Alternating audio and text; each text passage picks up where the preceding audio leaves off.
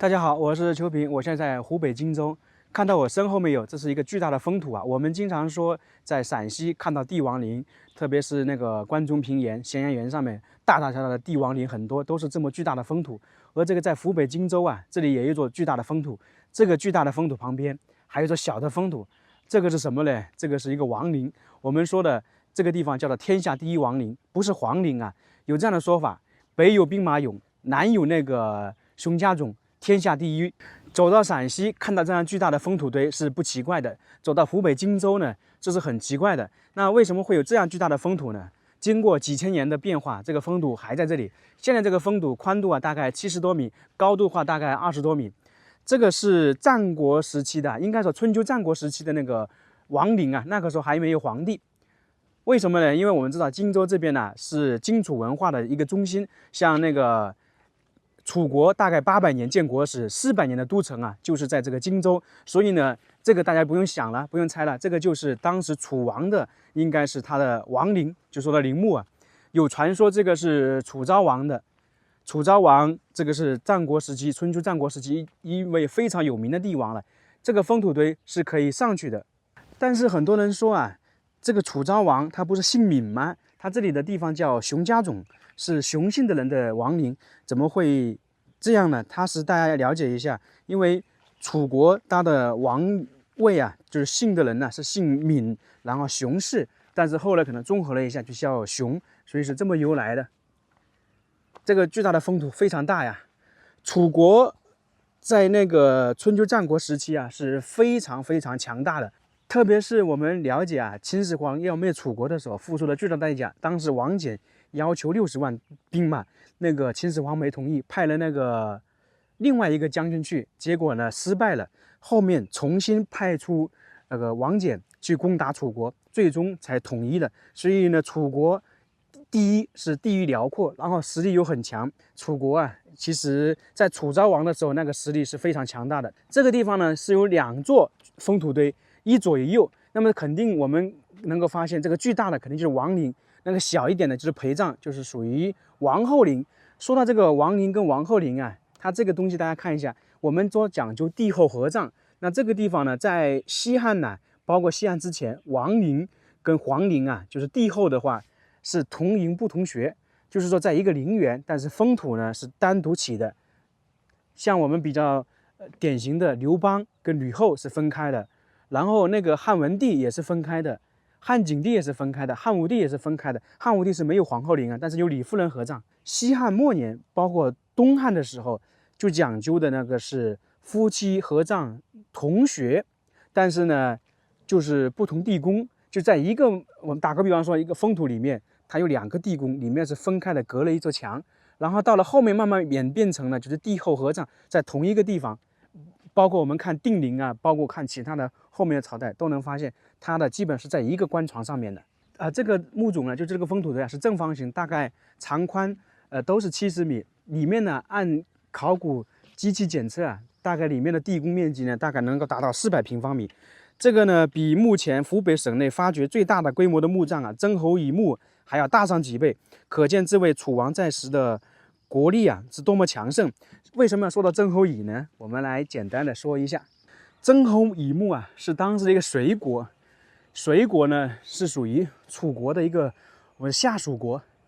那大家发现曾侯乙墓出土的国宝啊太多太多了。我们有这样一只玩笑说，一个湖北省博物馆被曾侯乙墓填充了一半。当然这是一个玩笑话，从这里能反映出曾侯乙墓出土的国宝相当之多。我们在曾侯乙墓大家发现可以看到有哪个呢？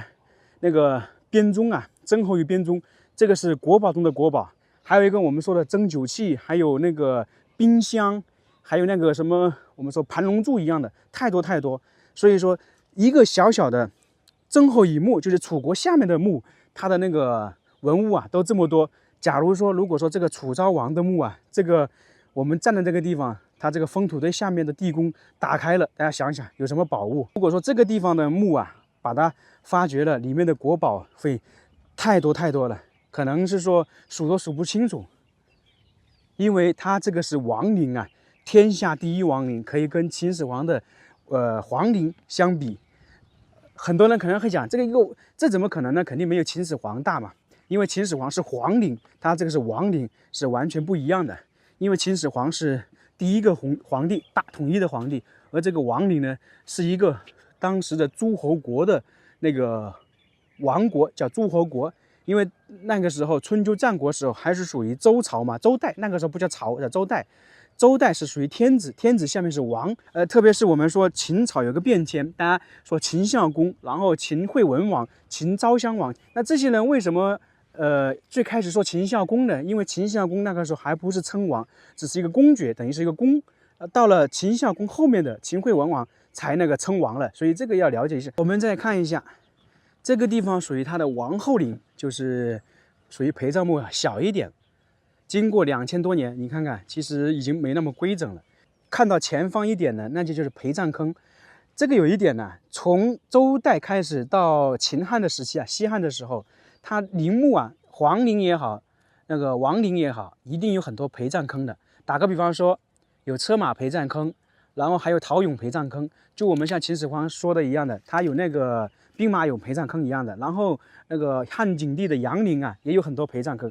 然后这个地方呢，也是很多，当时啊是属于奴隶制社会，有真人殉葬啊，所以它这个楚王陵呢，是中国现在发掘最完整、最大的真人真兽这些真车马这些殉葬的王陵啊。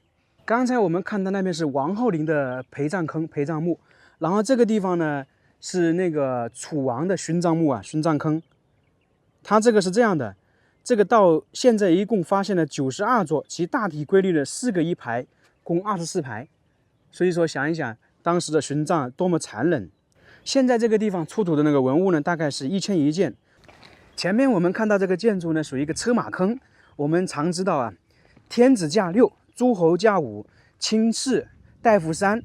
所以这个就是说啊，他那个在古代啊，乘车马是有规定的。然后这个地方也是有这种车马坑的，就是整个这个楚王啊，我们俗称的楚昭王，他这个车马陪葬坑在这里，但是由于现在升级是参观不了的。这是王后陵殉葬考古发掘现场，就是看看里面是什么样子的。然后里面可以看到很多都是那个殉葬坑啊，里面可能有人，有车马坑，有那个动物的这些。这里可以进去参观的，看一下。哦，这里有动物的，这个就是看到没有？这是4匹马，这个就是叫做那个诸侯驾5卿士，就是卿啊。走到这个坑里面呢，发现一个很好玩的东西，这里还有一个吊瓶，难道这个吊瓶给里面这些殉葬的那个车马打吊瓶吗？给大家看看啊，特别好玩这个。啊，这里啊都是殉葬坑啊。那个时候殉葬太残忍了，大家知道殉葬是什么时候开始逐步取消吧？就是从春秋战国末年呢，到秦汉开始已经基本上就消失绝迹了。然后到了明朝朱元璋啊，这个殉葬又开启了。然后到了那个朱祁镇才取消了。所以我们说整个殉葬的话，差不多2000年没有了，被朱元璋重新那个开放了。